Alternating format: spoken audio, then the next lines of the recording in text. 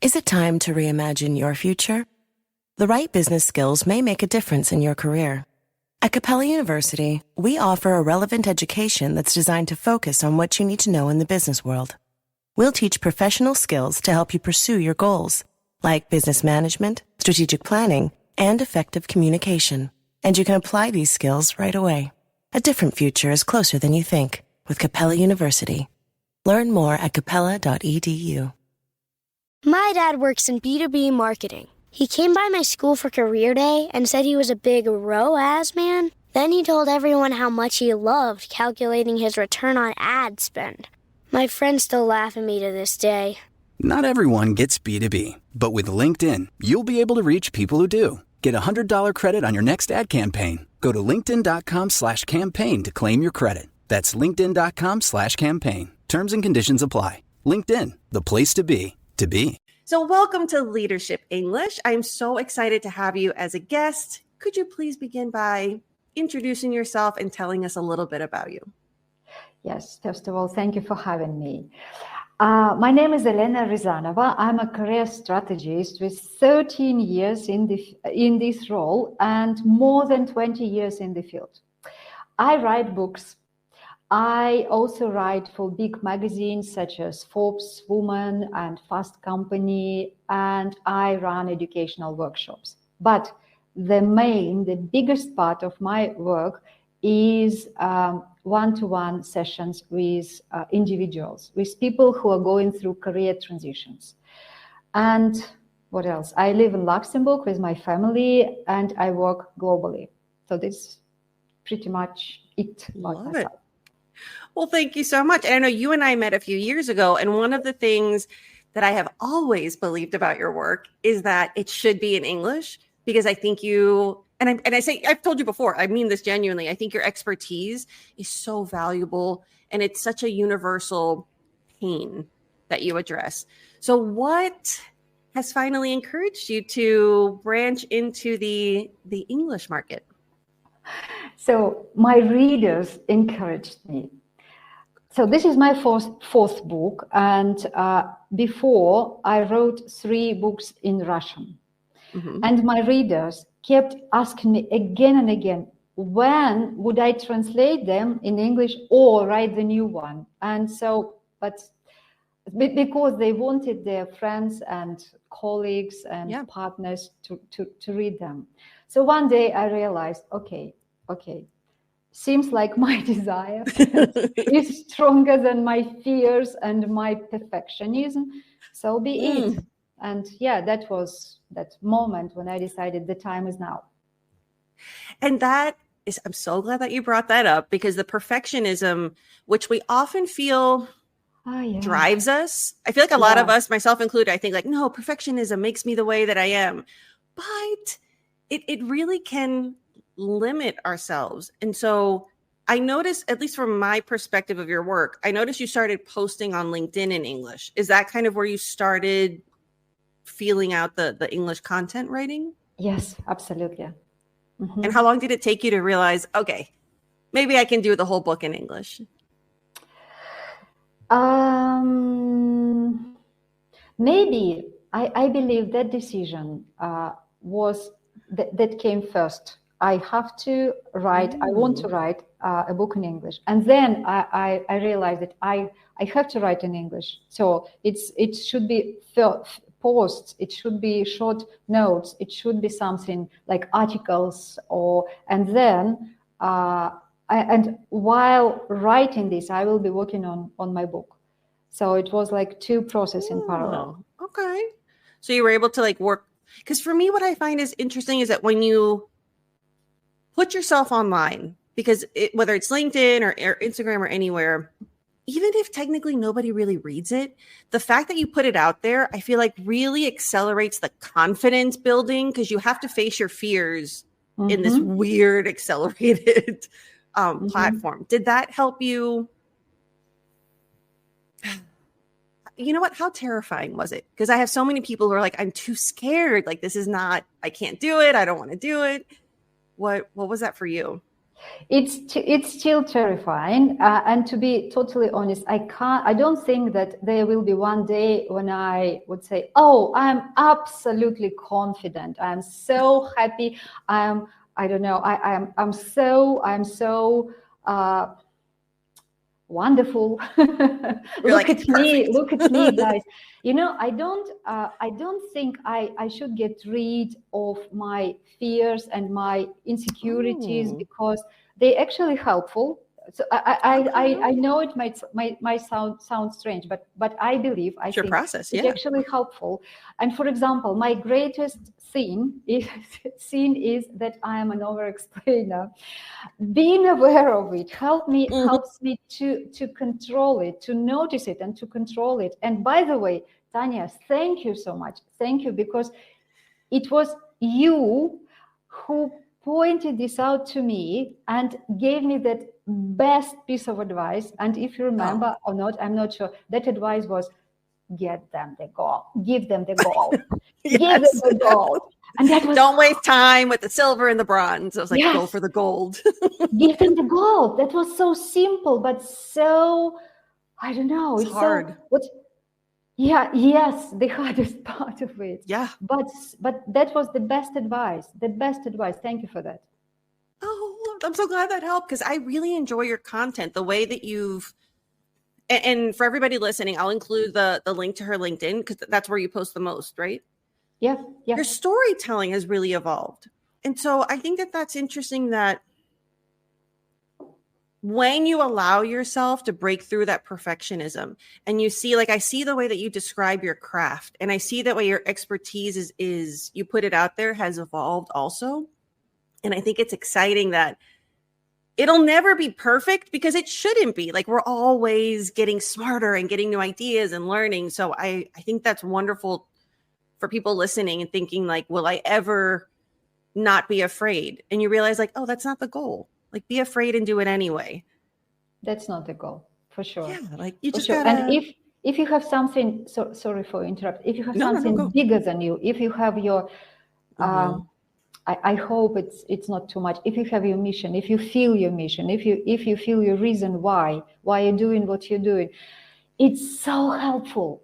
It's so helpful. And for me, the best driver. So what was the bigger thing, bigger than my fears, is my readers.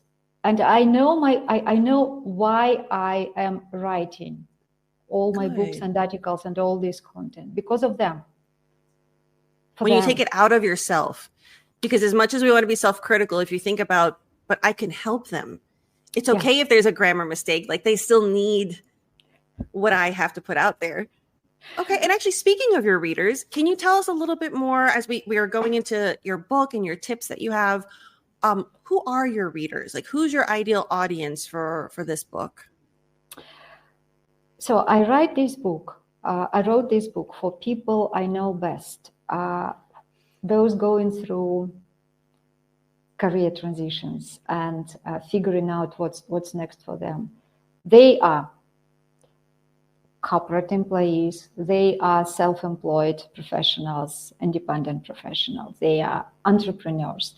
And what they all have in common, I believe, is that they are achievers, and they are purpose-driven, solution-oriented. Some of them, I think majority of them, are perfectionists, and they want to invest their life with into something truly meaningful for them. And that's why the subtitle is The Playbook for Achievers, Rethinking Their Career Path. And You're like, I see you. This is for you. Yes. And so this is very much about myself. And I believe, Tanya, that your audience, so we more or less share the same audience. I believe nobody comes to you saying, oh, I want to read Shakespeare in the original. No, I think people come to you with next big goal in mind. Yeah. Yep. What do you think? They all want 100%, because it's it's the high performer, the high achiever. But with that comes, I always find it's really interesting because I feel like with the people that you and I work with, it's as badass and amazing as they are, it comes with a lot of insecurity as well. I think when you have so much potential, because really like the people that are in these positions, they're smart, intellectual, they have potential, they have connections. So then I think where you kind of pivot is like, well, what do you do with that? If you can do anything, where do you go? Okay, so now that we know who the book is for, what inspired you to help this particular moment in that career? Because of all the facets, this book really focuses on, I think when you're at those crossroads, right? Like where you're not really sure what the next step is. Mm-hmm. Was there a particular inspiration? Is this what you find people struggle with the most? Okay, let's go with inspiration. My own experience of reinventing myself inspired me. I believe. So, 13 years ago, and this story, I'd like to share it with our listeners, with our audience. 13 years ago, we moved from Moscow to Paris. My husband transitioned from being a corporate project manager to becoming a chef de cuisine, chef de French cuisine. So he pivoted hard. That's amazing. Yes. And I started working independently. So in the same field, but I started working independently. And I was before I was a talent professional, and and career transitions, career development, etc. That was the biggest part of my topic of my work. But I was so sure that I knew what to expect. But the transition turned out to be such a nightmare, to be such a roller coaster that we almost lost our minds. And I decided that, okay, if I survive one day, I'm writing a book about it. I'm writing a book about it because it's such it's something really, really, I don't know how to, ups and downs, and like a roller coaster. Really high ups and really deep downs. And but by the way, I believe you have experienced the same. You have experienced going through career transitions yourself. I think so. Career highs and lows for sure. There are times where I'm like, is this the right move for me? Why did I do this? And then like success comes and you're like, oh, this is why I did it. Okay, it's fine. And what was the most difficult part for you, by the way, if you mind me asking? Yeah, I would say for me, what would be the hardest? The hardest part, because I've done several career transitions. Most people don't realize that I started my career in public relations. And then I got into education, and then I got into online education, and then business development. I think the hardest for me was I was really unhappy at a certain point in my life. And it was when being a digital nomad started becoming a thing. And I remember telling my wife, I'm like, if I can figure out our finances, would you go and travel the world with me if we can like build our businesses online? And she said yes. And we sold everything. And it was the highest of highs. I'm exploring the world, living in different countries. And then the lowest of lows, like her company shut down the first month we were abroad. I was trying to build a business on my own with like very limited tools. So it was like crying our eyes out, being like, did we do the right thing? We're in our 30s, or we sacrificing career growth. And then being like the happiest we've ever been, appreciating like the connections of the world. So that was a roller coaster. Yeah, for sure. Definitely. For sure. So we know firsthand what we're talking about. Yeah. So well, you know what? And out of curiosity, was the roller coaster more for you? Like, what was because your husband was also making a huge change. Was his a little smoother? Was it more you? Was it both of you? No, for both of us, of course. For both of us. And fortunately, I think that's maybe was the best thing, the best part of it. So when I was inspired and when I was fine, he was low, deep down, and then vice versa. And that was like a perfect balance. So when one is like one is down, the other is up. Yes, when one is down, another is the other one is up. Yes, definitely. Look, if a marriage can survive those phases in life, it's tough, but it really makes a difference. Yeah, absolutely. And I had no idea who he was before. I mean, in that positive meaning. Yeah. And I think for him as well. So you really what's at least one great thing, not one, but one of the greatest thing, the greatest outcome of this process, that you rediscover yourself, and you rediscover your partner, and you rediscover your relationships. You rediscover all this stuff, like you. So true. Yeah, and that's such an interesting process. Highly recommended. Okay, but that's really helpful, because I think something that keeps people from even getting to this point where you're now going to show it, like teaches the tools. But I think a lot of people are, whether it's being risk averse or scared, or there's a perception that stability is the only form of like existence, but reminding people like, oh, it can be exciting. It can also be good. Like you rediscover yourself. I love that you said that, because that's so reinvigorating. We don't stop and then like retire and play golf. Like there's more to life than just that. Okay. So then tell me a little bit about how do you start? So if someone has that moment of like, okay, I think I want to make a change, what do you recommend they focus on first? When doing a career pivot, what would be the best? Because I think it can be really overwhelming when you want to change your career. Yeah, it can be overwhelming. Yes, and I believe in, so there are many overwhelming things in our life, in the life of a good professional, in the life of a high achiever. So yeah, I think it's just accepting that some things might be overwhelming and being okay with that. It's the biggest part, I believe, because once you normalize this stuff, once you get it once you see it as a norm, you're fine with that. Okay, and you're just navigating this process without any additional feelings such as shame or guilt or imposter syndrome or all this stuff. You see, this is just a part of this game, and I want to play this game, and I embrace this part. I'm okay with it.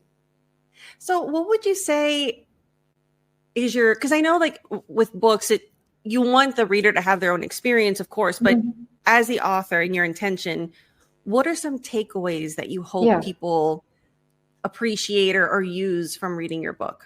Yeah. So when I wrote this book, I focused on the most pressing career transition questions, such as, just a few of them, such as, who am I? Or what's my passion, by the way? Or what do I really, really, really want? Or where am I headed? And some big ifs are like, what if I'm making a mistake? Or what if it's too late to change something? Or what if I'm not good enough, etc. So I decided to organize this book around these big questions, and every chapter is so one question is a chapter. Every chapter is a question. It's devoted to one question, and I hope that every chapter gives readers the most effective ways to find their own answers. And I think the main takeaways would be their own insights. I hope the main takeaways would be their own insights.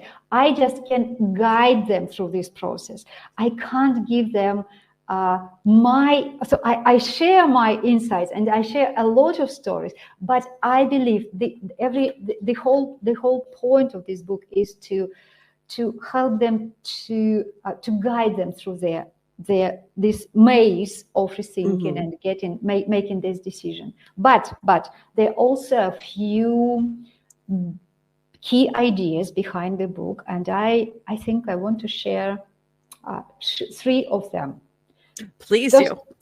First of all, guys, I want to tell every reader, you are not alone.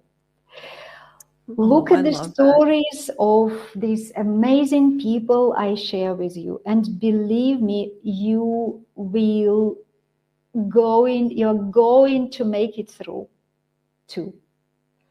That will be, you will find your answer. You will make your decision that works for you. So you are not alone. You're not alone here. And I think this emotional part is very important, because sometimes we feel that it's just our struggle.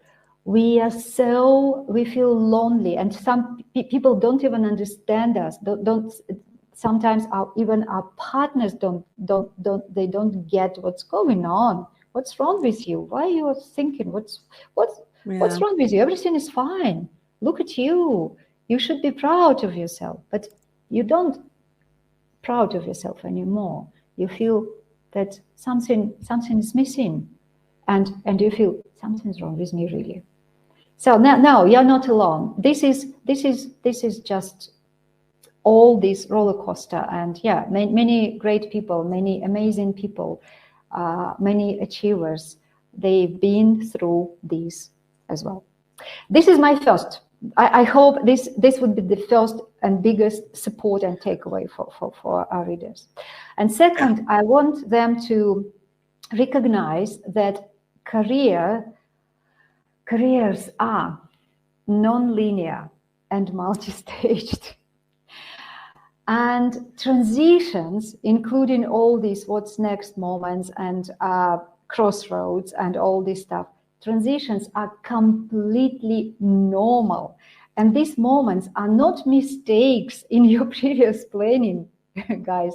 They're not mistakes. So it's just a normal part. But I would say they are great opportunities to step back and redefine what truly matters to you now.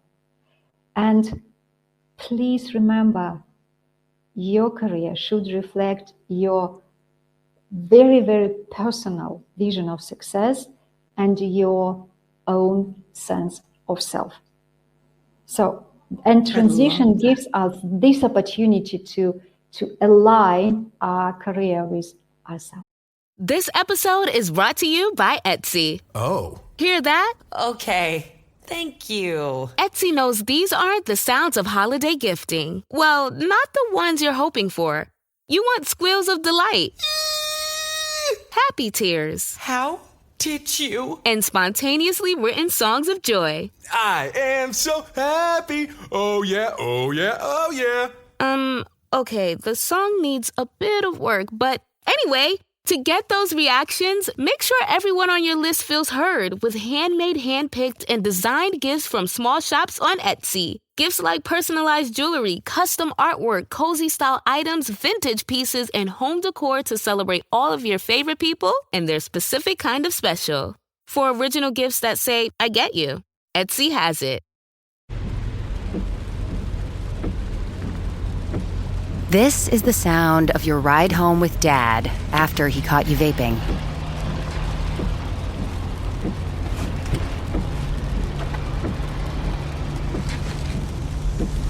Awkward, isn't it? Most vapes contain seriously addictive levels of nicotine and disappointment. Know the real cost of vapes. Brought to you by the FDA. I'll stop you there for a second, because I really like what you said about your own personal definition of success. Yes. Because I think we get caught up in what success means. Yeah. So to take the time and think, does that mean more zeros on my paycheck? Does it mean more time with my kids? Does it mean more like travel? I think is a huge part of the pivot when you let go of the society's definition and figure out like, well, what do I want? Yeah, for sure. And we're always evolving. And like, if I ask you 5 years, if I ask you now, what are your role models? Who you're looking up to now? Whose success inspires you the most now? And you would you would give me the list of people. Maybe, I hope, at least 1 or 2, 3 examples. But if I ask you the same question 5 years ago and 10 years ago and 15 years ago, whatever, the answer might be different, very different, because our understanding of success, our understanding of who we are is changing all the time. And it might change significantly since we last time made a plan. And we can't even notice it until, I don't know, one day, all of a sudden, it just hit us and we think, oh my goodness, I'm not happy anymore. I think something is missing. I've been climbing this ladder for 5 or 10 or 12 or whatever years, and now I don't feel that it makes sense for me. And this, how you realize that you are different. You have a different sense of self. You have a different sense of purpose. You have a different sense of meaning. And congratulations, you are in that challenging time when you have to redefine everything. Yeah, and you have to decide what's next for you. And that was about that second takeaway. So try to understand your personal vision of success and your sense of self. But third, I want to challenge the myth that simply choosing the right profession will make everything fall into place. No. Our experience in any profession is shaped by many interconnected factors, and most of them are very contextual, so both internal and external. Sometimes the smallest things, even your sleep deprivation, or even your conflict with your colleague, or something like that, and small thing can kill your joy at work, and you start questioning if I'm in the right career, if this field is right or wrong for me. Should I change? Should I stay, or should I go? And you can't even understand that this is just one thing you feel the impact of this thing, because our relationship with our work, it's all about feelings, it's all about senses, it's all about tiny, subtle things, and sometimes it's really difficult to see the whole picture. And I have many cases when people came to me and say, I want to change this career, just I hate it. But the reason, the root, and the problem was not the whole career. It was like 1, 2, normally just one, two pieces things. of it. Pieces of it, yes.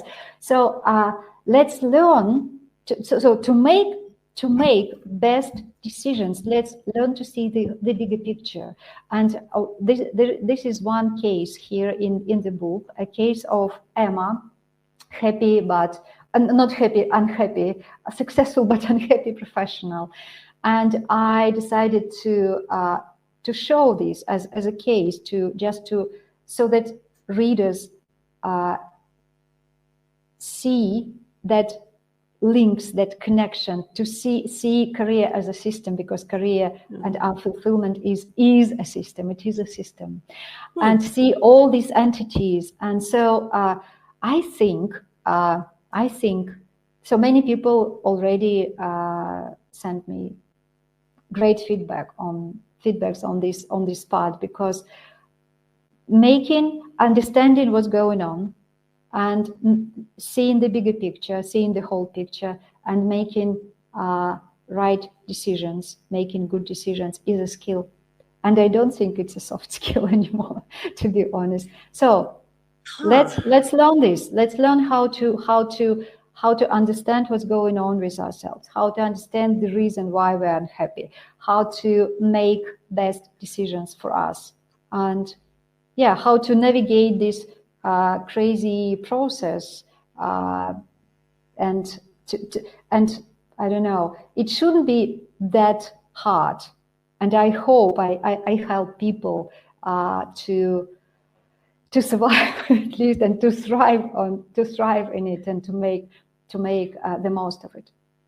Well, I like what you said about it being a system and a skill that you can learn, because I feel like for your audience and for myself, as I think I am your audience, of that resonates of like, okay, if there's a process, I can do it.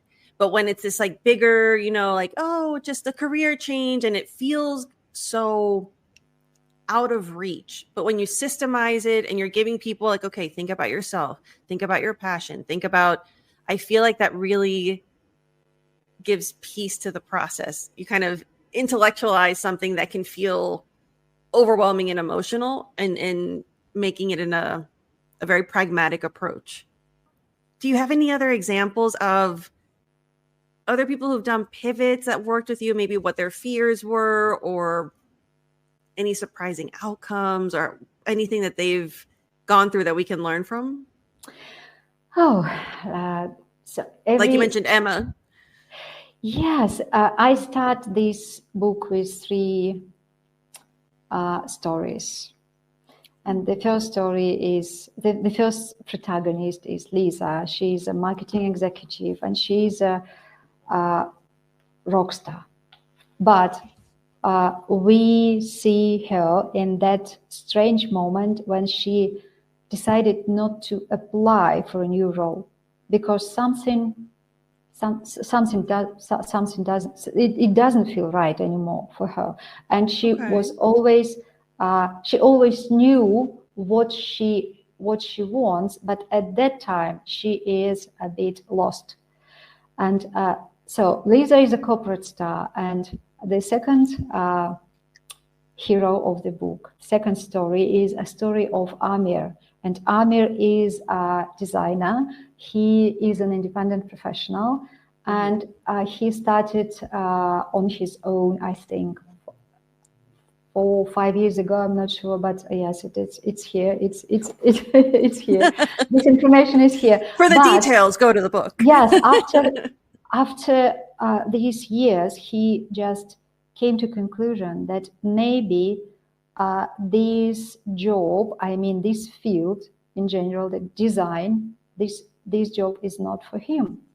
He is not cut for this job. Why? And he just pushed himself through every day in order to perform, in order to earn money, in order to just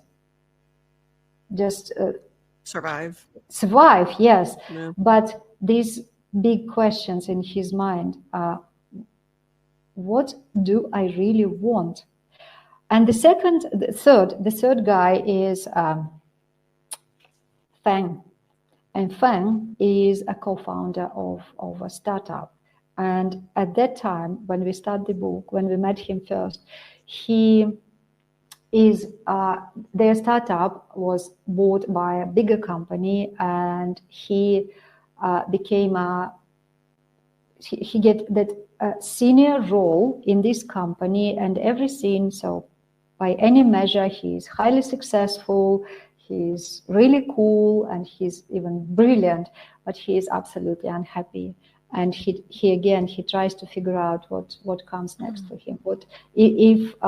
Why his partner, that co-founder, is really inspired by this deal and thriving in that new environment. What's wrong with me? He's thinking. And these stories, I decided to tell about transitions, about this process through these 3 stories. And I added many more examples. And I hope, let me just let me just put some, I don't know, some hook here. I hope that outcomes, how everyone, every Lisa, Emir, and Feng, how it ends up, that will be not surprising. I'm not talking about, I don't know, it's not shocking, of course, but thought-provoking, at least for people, for the readers, because it's not. I hope. Why it's so provoking? Because it's never obvious decisions. They haven't made obvious decisions for them. Their decisions are different, but what kind of decision they finally made and how they ended up in their career at that time. It's not the end of their career, of course. I hope it would be really interesting to read. And I believe that these guys, so our readers can relate to these guys. And I don't want to tell their stories just in short, because it's more... the nuance, I think, is important. Their journey, yes, for the thought provocation. The journey, feelings, different feelings, all these, different aspects of every situation, and fears, and everything, and their own insights. So everything is it's a great material. It's a great examples to learn. Good. To learn with, or to learn from, to learn both. To learn with them, to learn from them. Both prepositions will work in this case. Yes. So I hope that everybody is also, if you're in that moment of you're feeling alone, or you're feeling guilty that because I think some part of it's guilt too. How dare I not be happy with this level? So if that's where you are now, I highly encourage you to read The Playbook for Achievers, Rethinking Their Career Path, and get the tools and get the inspiration from other people's stories. And I thank you not only for being here, but for finally putting your work in English. And before we go, speaking of English, how do you feel now that because for you, this is kind of a career pivot too, because now you're officially global. English gives us that ability. Do you feel nervous, excited, other emotion? I feel very vulnerable, and I want to ask you, can we burn this record when we finish? Just bury it in the digital. Yes. Well, how did you feel? Is this your first official interview in English? Yes, absolutely. This is my first official.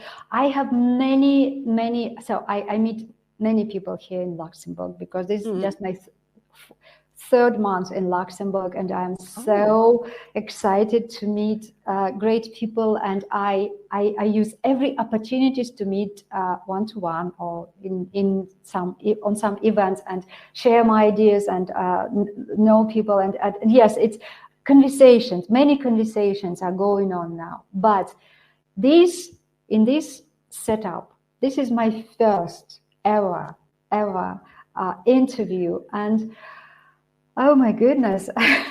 You survived it. I can't even explain how do I feel now. I feel vulnerable, and I think, yes, as I told you before, I write better than I speak. But I believe without this experience, I would still... so the only desire to dig a hole and die sometimes when you feel... But I love how honest you are. yes. But there's no sense in this desire. It's just an outdated patterns that I don't even respect anymore. So I'm so happy. Thank you for having me. Thank you for asking all these questions. Thank you for letting me be so imperfect, so vulnerable, so over explaining. Thank you for that. No, actually, you did really well. You kept it concise. You kept in the path. And for those of you who don't know, I actually met her. We worked together years ago. But ever since I met you, I've kept tabs on your career. I follow you on LinkedIn because I feel there's something really special about your work. And I would always like, when are you going to write in English? When are you going to write in English? Planting the seed. So I knew the second you did, I wanted to be a huge supporter of you. I hope that people find your work through this and that now you also feel more confident, maybe going on other podcasts and interviews in English and just knowing that you can. Yes, thank you for that. Yes, and now I feel it's a different level of existence. Yeah. After this conversation, yes, this Good. is how we evolving. This is how we evolving. Just thank you for that.